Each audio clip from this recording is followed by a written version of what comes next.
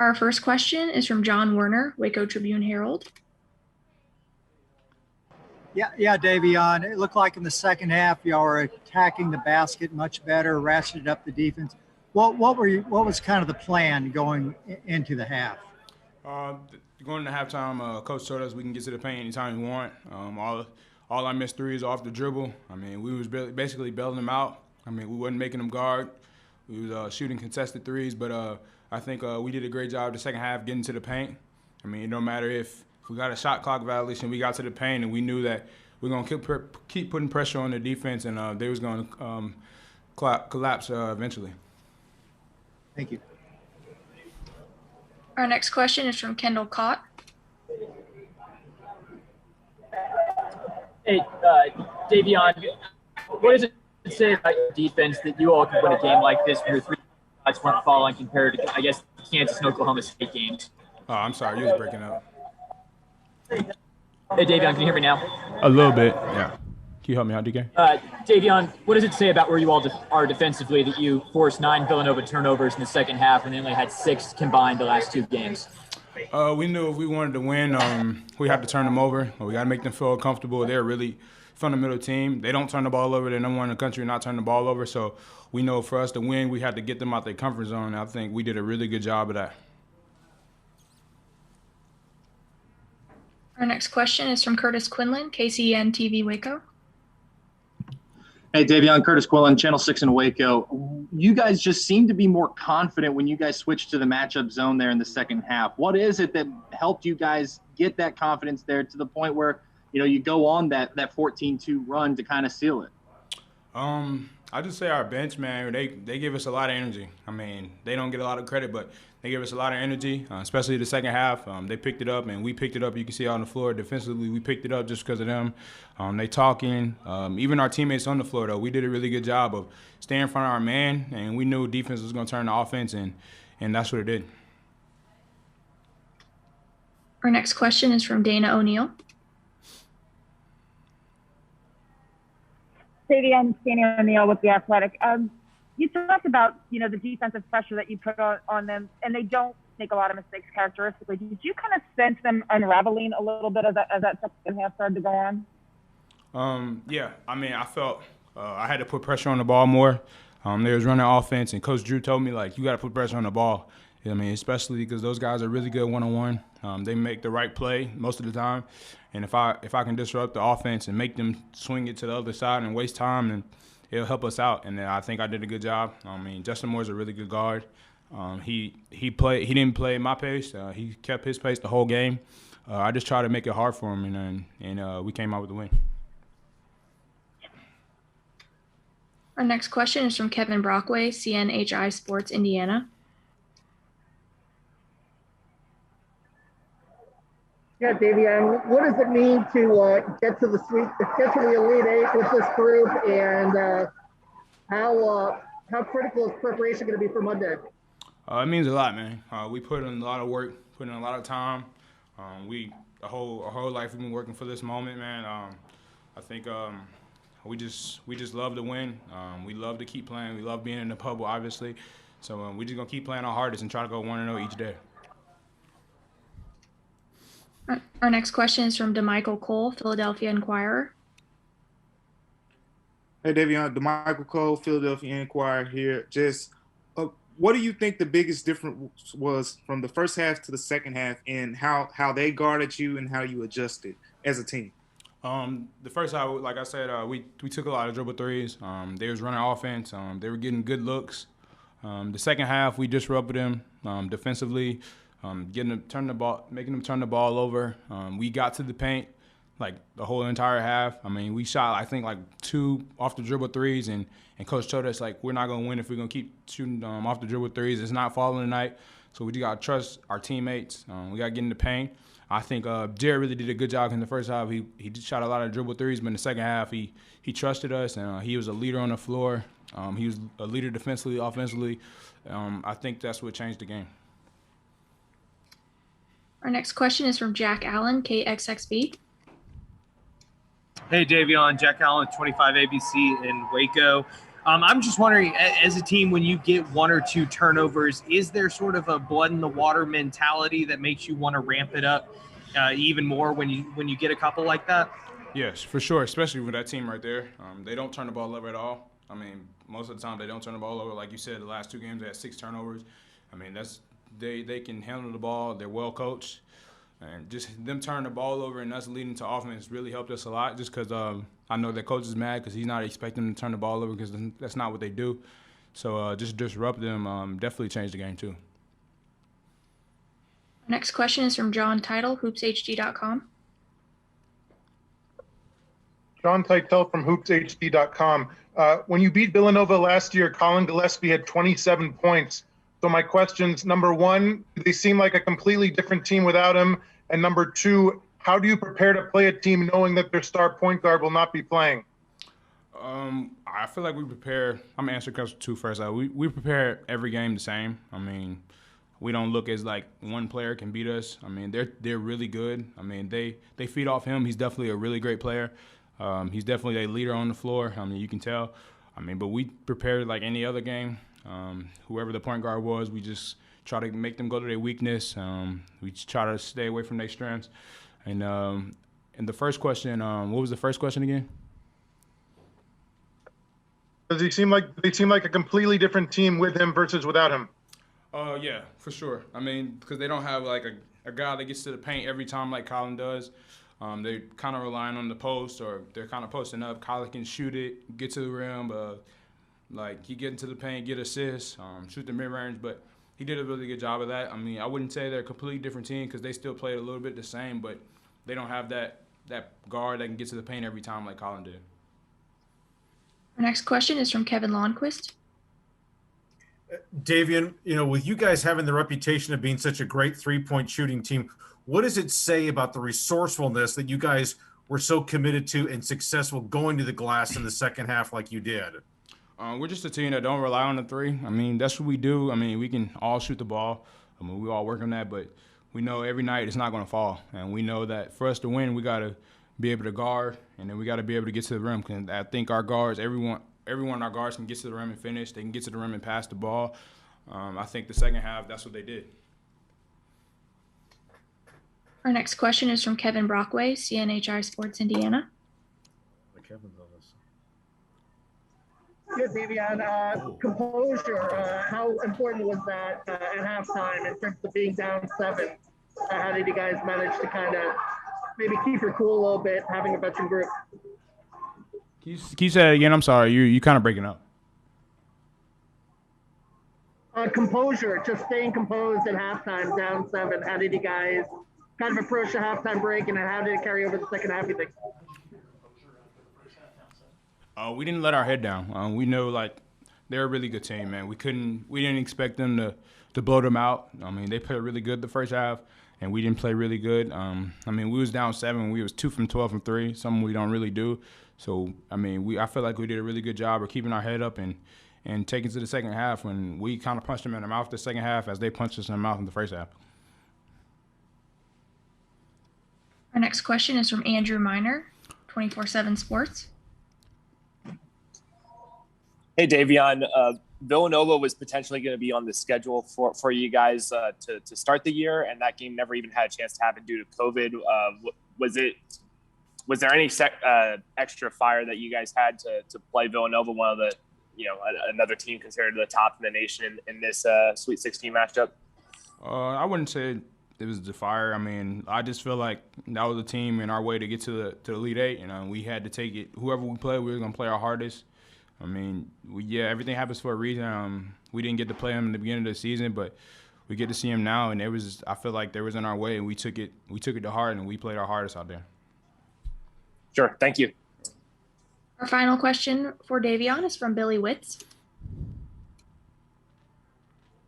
Hi, Davion. This is Billy Witz from the New York Times. I just wanted to ask you about the dunk that Brandon Slater had, and it put them up 39-33, and it was like a pretty emphatic play. And yet, just looking at the score sheet, that's kind of was the turning point. I'm wondering how you guys reacted, to that play. We were reacting to any dunk. I mean, he's really athletic. He's a really good player. I mean, it's 2 points. I mean, that's what we look at it. We don't really look at it like it's a hard dunk. I mean, it's 2 points, regular layup. I mean, we didn't look at it like that. I mean, we just try to go down the floor and get our best shot. And next time, we just try to get a stop. We will now begin with an opening statement from Coach Scott Drew and then go to questions. Once again, please use the raise hand function to indicate you would like to ask a question. When you're called on for your question, please state your name and affiliation first. Coach, please give us a brief opening statement, and then we'll go into questions. Well, we knew coming into the game, we have so much respect for Villanova.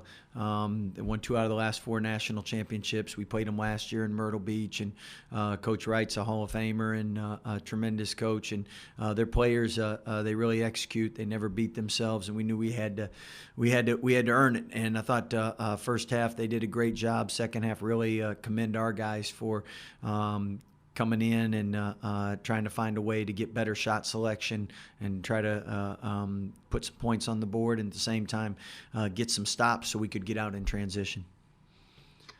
Our first question is from Jerry Hill. Scott, what does this mean for the program, for you? I mean, I know you've been to this round before, but to be this close to making the first Final Four. Well, I think it's something at the beginning of the year. Every team in the country wants to be in the NCAA tournament. Every team in the country wants to go to a Final Four, and we're on the verge of that. And I think in life, experiences always teach you lessons and different things, and hopefully our staff will be able to prepare our guys and put them in a good position through the 2 experiences in the Elite Eights before. Next question is from John Werner, Waco Tribune-Herald. Yeah, Scott, it looked like y'all really ratcheted up the defense the second half, attacked the basket. Was that pretty much the plan? Well, it was the plan the whole game, but second half it worked better. So I really credit to Davion. I mean, we got 3 guys that were top 15 all defenders, Jared, Davion, and Mark. But Davion sets the pace up top. And to force Villanova to 16 turnovers, I don't know when the last time they had 16 turnovers, but normally they're in the 6s and 7s and 8s. So our guys really did a great job. Our next question is from Kendall Cott. Scott, to kind of focus in on what John just asked, you all have been so good from 3 all season. What struck you when you made your adjustment that going inside was the right move rather than trying to shoot through it or shoot out of it? Well, when we were 2 for 12 at half, we're like, we got to get inside. So we had decent looks, but they weren't great looks. Credit Villanova for really doing a great job contesting shots. And I thought our guards did a great job not settling and probing more. And because of that, we shot 53% second half. Our next question is from Curtis Quinlan, KCN TV Waco. Scott, I don't imagine that when you left Atlanta 9 years ago, you thought it would take this long to get back to this point. But to get back to the Elite Eight, what's the feeling going through your head right now? Well, first and foremost in basketball, why March Madness is March Madness and why no one can get a perfect bracket after the first weekend is because if you're blessed enough to make the tournament, it's really hard to win and advance in a tournament. And you never take that for granted. And every time you have an opportunity to do something like this, especially after last year where there was no NCAA tournament, so many of our guys came back to be a part of this and play in this. And we can't thank the NCAA enough for making sure that we had a tournament this year. But you got to take advantage of every opportunity. And obviously we have an opportunity to go to a Final Four, as will another team. And hopefully we put our best foot forward and control all the things that we can control. Our next question is from Myron Metcalf. Scott, obviously, basketball is a big deal, but your brother, Grand Canyon, lost a player this week. What did you say to him in such a difficult time like this? I tell you what, it puts it all into perspective. I mean, O had been there for 5 years. He had graduated. And I mean, I cried for 2 days, and I never coached him. I tell you, with our players, when we talked about it, the great thing is O accepted Christ 11 days earlier. So he's hooping up in the big gym where you don't miss any and you get no losses. Our next question is from Matt Roberts. Yeah, Scott, what does it say about this team? And really, Davion talked about just not getting down in a moment in that against a team like Villanova, to see them fight back and punch back the way that they did. How much does that mean to you as a coach? I mean, we got guys that are really tough, really competitive.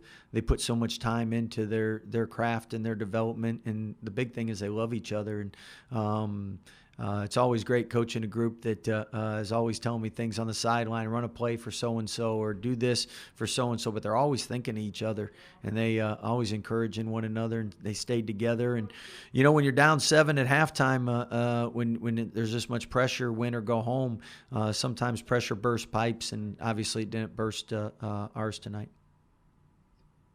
Our next question is from Mick Cannizzaro, New York Post. Hey, Scott, congratulations. Thank you. I'm just curious, you just mentioned pressure. You've been at this tournament as a pretty high seed a number of times over the years and left earlier than you would certainly had hoped or planned. Can you speak to that pressure? And I know Jay Wright before this game talked about the fact that if there was a perception of your team as a team that goes out earlier than the seeding might indicate, he hopes this is not a game that changes that perception. How much does that weigh on you as a coach when you mentioned how random? Well, I would disagree with that, because I think there's a lot of times we've advanced in the tournament and done well in the tournament. And I think you can take them seed numbers, and if we wouldn't put them out there, I think people would get their brackets a lot better than they do. So anytime you advance in a tournament, it's because you've played well. And sometimes you play well and you don't win. But there's a lot of times where we've advanced and done well and maxed out. We've lost to national champs. We've lost to teams that have gone to the Final Four.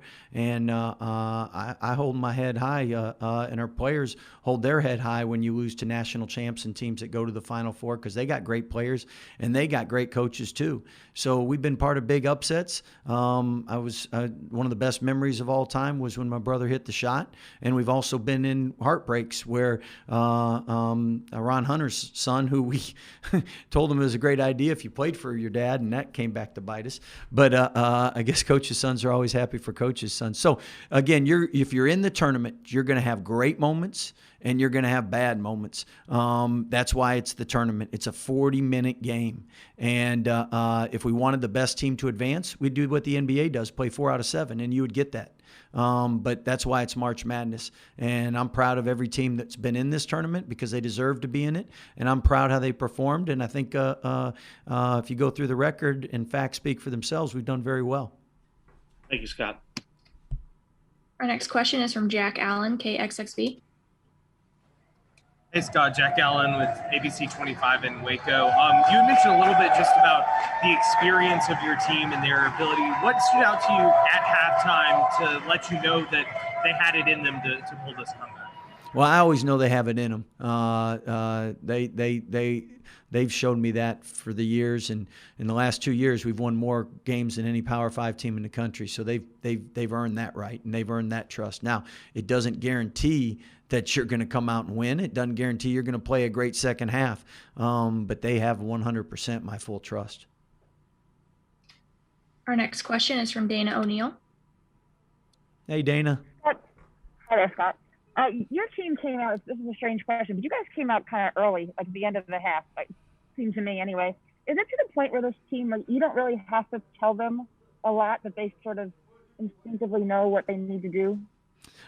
Hey, Dana, it was loud. Some of our players were walking by and I couldn't hear your question. Did you say our guys got out early? Is it because it's that time of year where you don't talk as much? Right. Like you just know that instinctively they know what they have to do. You don't have to spend a lot of the time belaboring things. Well, first of all, we get longer in the locker room. So I'm always worried about guys getting stiff, to be honest. And so instead of staying in here extra long, these are venues you don't get a lot of shots. You're not familiar with. And the earlier we get them out there, some guys that miss shots, they can shoot longer. Other guys that want to stretch, they can stretch. So we're talking the same amount, if not more. But it's the beauty of getting extra time. You can now give them extra time on the court rather than in the locker room where they're just going to get stiff. Our next question is from Kevin Lonnquist. Scott, Jonathan Robinson Earl had been on such a great run, but you guys really shut him down. I think only 2 points in the second half. What was the key defensively to making him such a non-factor for Villanova this afternoon? Well, I mean, he's an outstanding player, and he's tremendous. And we put a whole lot of attention on him, and I think tried to make things as difficult as possible. But that's one thing about him. He's efficient. He's 4 for 7. He doesn't force things. So he's just a great player. We were blessed that he didn't have a real high scoring night, and a lot of that's because of the attention we put on him. But at the same time, that leads to Samuels and Justin Moore getting more. No pun intended. Our next question is from DeMichael Cole, Philadelphia Inquirer.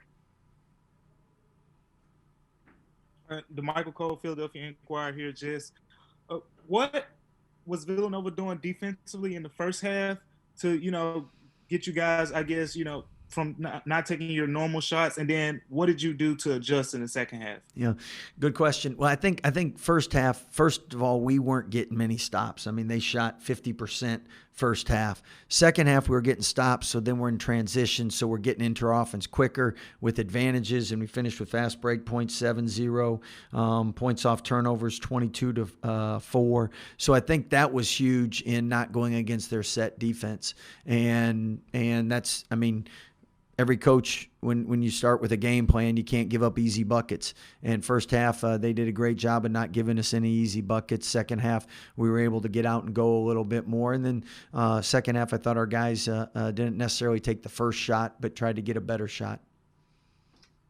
Our next question is from Andrew Miner, 24/7 Sports.